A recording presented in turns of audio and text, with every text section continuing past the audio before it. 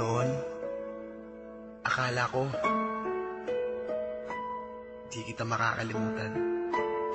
Pero napagod ako.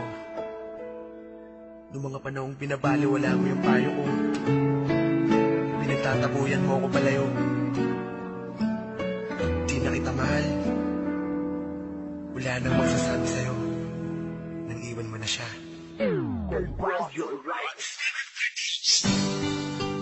Sinaktan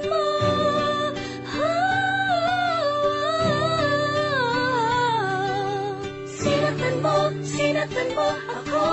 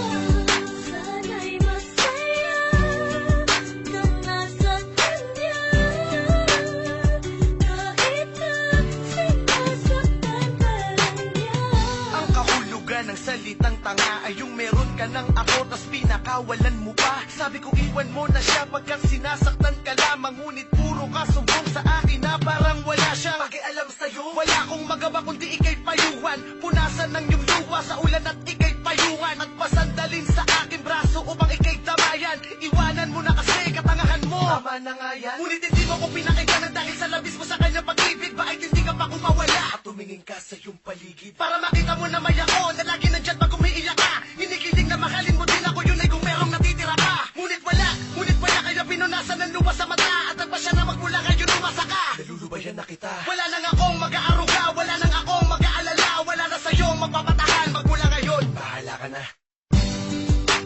Sinayang mo ang pag-ibig ko, ngayon ay napagod na ko magmahal.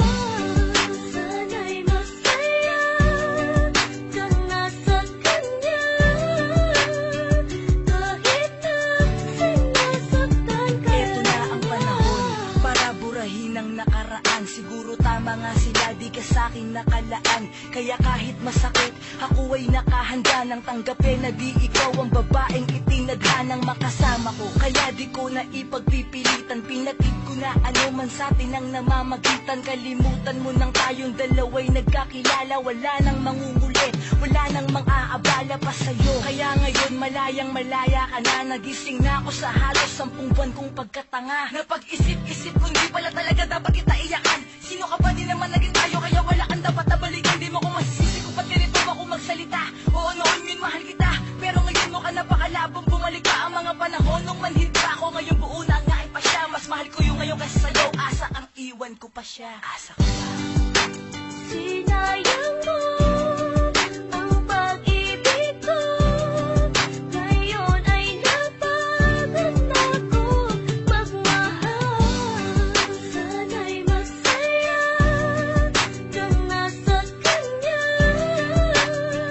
kahit na sinasaktan ka lang niya. Naumpok na ako sa halos ilang buwan kong pagkaduwag na mawala ka, ngunit ngayon tanggap na ng maluwag sa aking loob.